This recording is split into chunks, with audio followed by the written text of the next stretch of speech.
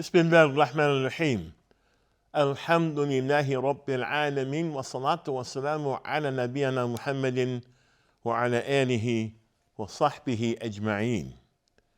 Dear viewers, Assalamu alaikum rahmatullahi wa barakatuh, and welcome to our program, Building Faith in Allah. During our program, we've been discussing the meaning of al-imanu billah, faith in Allah subhanahu wa ta'ala.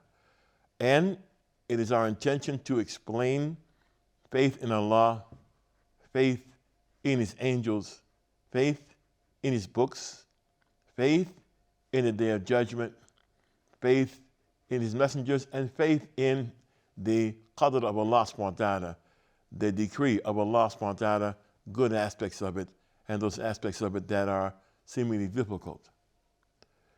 In our former discussions, we have been talking about faith in Allah. And this has been extensive because faith in Allah is the basis for the faith in the other articles of faith. Dear viewers, in the religion of Islam, ignorance is a serious illness. It isn't something to be taken lightly. It's a serious illness that contains serious consequences. It's known as jahl. It's important that people who believe in Tawheed, the real monotheism of Islam, that they remain aware of the opposite of Tawheed. The opposite of Tawheed is shirk. And they should remain vigilant against it and should remain in fear of it. It isn't right for someone to say to himself or to anyone else, I know Tawheed. I am in no danger of falling into polytheism. Statements like this are from the seduction of shaitan. If shaitan or Satan can whisper to somebody that they're free from the constant danger of shirk, then perhaps they'll drop their guard and not really care about its danger.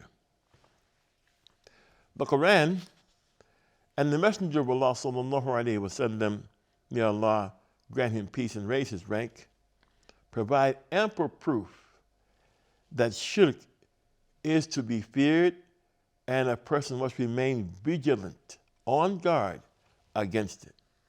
Allah says, أعوذ بالله من الشيطان الرجيم إن الله لا يغفر أن يشرك به ويغفر ما دون ذلك لمن يشاء. Verily, Allah does not forgive that partners should be set up with Him in worship, but He forgives except that anything else to whom He pleases. And this is found in Surah An-Nisa, verse 48. And He says about the supplication of Ibrahim alayhi salatu wasalam, وَإِذْ قَالَ إِبْرَاهِيمُ رب اجعل هذا بلد آمنا واجنبني وبني أن نعبد الأصنام. And remember when Abraham said, "O my Lord, make this city," meaning the city of Mecca, one of peace and security, and keep me and my sons away from worshiping idols. And this is found in Surah Ibrahim, Surah number 14, verse 35. And Allah says, إِنَّهُ مَنْ يُشْرِكْ بِاللَّهِ فَقَدْ حَرَّمَ اللَّهُ عَلَيْهِ الْجَنَّةَ وَمَأْوَاهُ النَّارُ وَمَا لِلظَّالِمِينَ مِنْ أَنصَارٍ. Verily, whoever sets up partners in worship with Allah, then Allah has forbidden paradise for him, and the fire will be his abode. And for the zalimeen, polytheists and wrongdoers, there is no helpers. And this is found in Surah Al-Na'idah, Surah number 5, verse number 72. So these verses highlight the extreme danger of shirk, the extreme danger of polytheism to human beings. we are told that Allah will not forgive shirk, whereby there is hope for forgiveness for all sins. And as we'll point out, inshallah, later on in the program, even shirk, if a person makes true tawbah, repents truly from the shirk. But if someone's committing shirk, they must repent from the shirk. We are told that Ibrahim al-Khalil prayed to Allah that he would protect him and his sons from falling into shirk, even though Allah had taken Ibrahim as a Khalil. Allah says, وَاتَّخَذَ اللَّهُ إِبْرَاهِيمَ خَلِيلًا. And Allah did take Abraham, as a Khalil, and the translated as an intimate friend. And this is found in Surah An-Nisa, verse 125. Al-Khalil is the highest level of love. And even though Ibrahim had this position, and he was a guardian against shirk, and he broke idols with his hands, and he suffered extreme harm because of his actions, meaning he was thrown into the fire, he still feared that he and his sons might fall into shirk. He feared this because he witnessed that many people had fallen into it. He said during his supplication, Rabbi innahunna atlamna kathiran minan nas. O my Lord, they have indeed led astray many among mankind, meaning the idols have led men astray. The idols have led mankind astray. This is found in Surah Ibrahim, Surah number 14, verse 36. Therefore, to understand how to build our faith in Allah properly, it is necessary to understand the means taken by the Prophet Muhammad ﷺ in protecting this ummah so that it would be strong, distinguished, and completely certain of the Tawheed of Allah. The Quran tells human beings, it erases from human beings doubt about Allah, doubt about the Tawheed. It also erases from human beings, if they follow the guidance, it takes from them their hawa, their lust for other things except knowing about Allah Azza wa Jal. The Prophet Muhammad ﷺ did this. He protected the ummah and warned the ummah and taught the ummah and clarified for the ummah. He did this by warding off, protecting it from every word and every action that could be used as an instrument to destroy Tawheed. As Allah says about the Messenger of Allah sallallahu alayhi wa sallam, لَقَدْ جَاءَكُمْ رَسُولٌ مِّنْ أَنفُسِكُمْ عَزِيزٌ عَلَيْهِ مَا عَنِتُّمْ حَرِيصٌ عَلَيْكُمْ بِالْمُؤْمِنِينَ رَءُوفٌ رَحِيمٌ. Verily, there has come to you a messenger, meaning Muhammad sallallahu alayhi wa sallam, from amongst yourselves, meaning you know him well. It grieves him that you should receive any injury or difficulty. He, Muhammad sallallahu alayhi wa sallam, is anxious over you, meaning anxious for you to be rightly guided, anxious for us to repent to Allah properly, to beg his pardon, anxious for us to ask Allah to forgive our sins in order that you may enter paradise and be saved from the punishment of the nar, the hellfire, wal-'adhu billah. For the believers, he, Muhammad sallallahu alayhi wa sallam, is full of pity, kind, and merciful. And this is found in Surah Tawbah, Surah number 9, verse 128. The Messenger of Allah sallallahu alayhi wa sallam, may Allah grant him peace and raise his rank, continuously prohibited shirk. He warned against its evil. He repeated his warnings many times.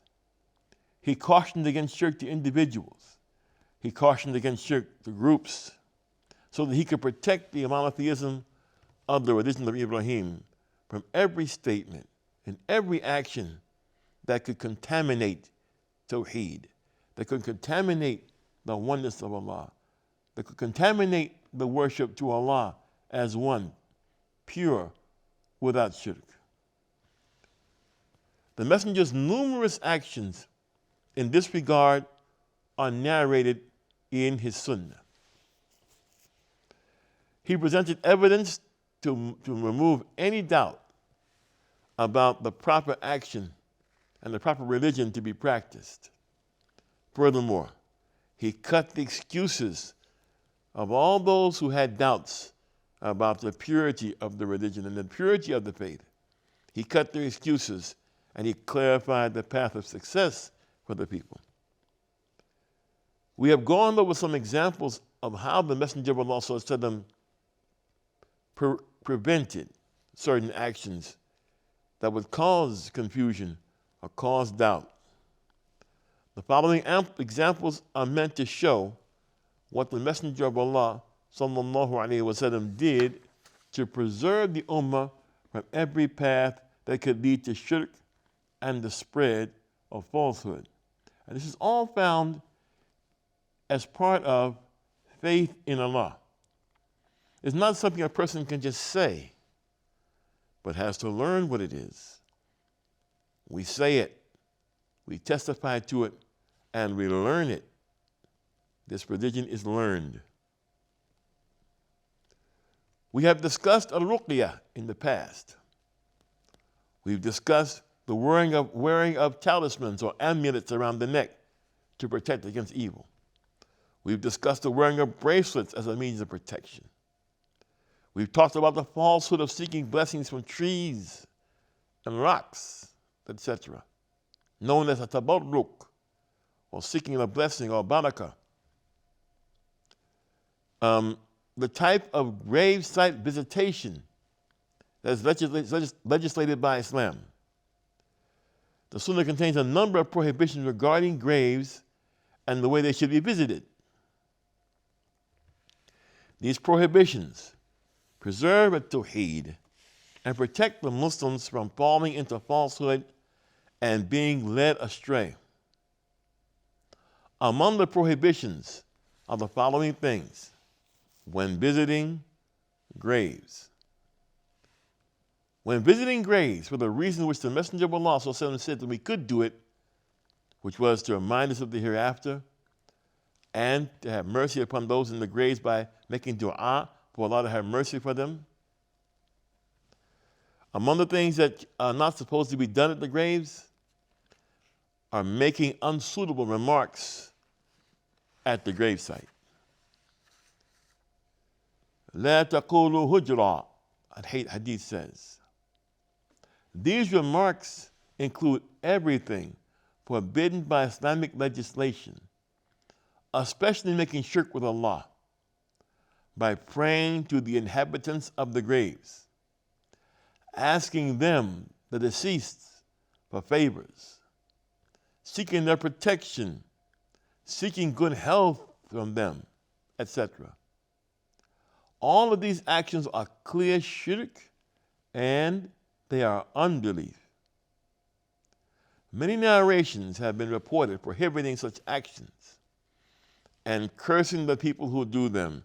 And cursing means that they not be near to the mercy of Allah Azza wa Jal if they do these things. Jundub ibn Abdullah, may Allah be pleased with him, reports, ألا وإن من كان قبلكم كانوا يتخذون قبور أنبيائهم وصالحيهم مساجد ألا فلا تتخذوا القبور مساجد إني أنهاكم عن ذلك. Beware of those who preceded you and used to take the graves of their prophets and their righteous men as places of worship. They used to bury them in their places of worship. But you must not take the graves and masjids as graves. I forbid you to do that. And it's reported by a Muslim. Therefore, praying to graves, making requests of the dead, offering any kind of worship to the dead, as well as devoting oneself to the grave by secluding oneself by the grave to receive an answer to supplication, or making salah in a masjid that contains a grave, are all hated innovations that are with us until this very day.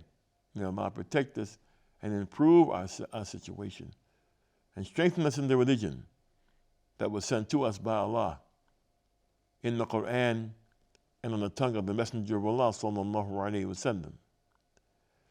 Aisha, mother of the faithful, al-Mu'mineen, radiyallahu anha, may Allah be pleased with her reports. عن عائشة رضي الله عنها قالت قال رسول الله صلى الله عليه وسلم في مرضه الذي لم يقم منه لعن الله اليهود والنصارى اتخذوا قبور أنبيائهم مساجد. Narrated Aisha, when the Messenger of Allah was in his fatal illness, meaning he was warning about this until he died. He was warning of this thing in the illness in which he died, sallallahu alaihi wasallam. Meaning it's important. It's important that he continued to warn us. Do not do these things. Do not commit shirk with Allah. Do not take the graves of your places of worship as places as graves. Allah's Messenger in his fatal illness said, Allah cursed the Yahudi and Nasara because they built places of worship at the graves of their prophets. Islam prohibits the sacrificial slaughtering of animals at grave sites. If the slaughtering is done at the grave so that the deceased can grant a favor to the one doing the slaughtering, that is major shirk. If it's being done for some other reason, it's a dangerous innovation that can lead to shirk. More about these things in our coming episodes, inshallah. I'm Talib Abdullah for the Sharjah Broadcasting Authority. Thank you for the privilege of your time. Assalamu alaikum wa rahmatullahi wa barakatuh.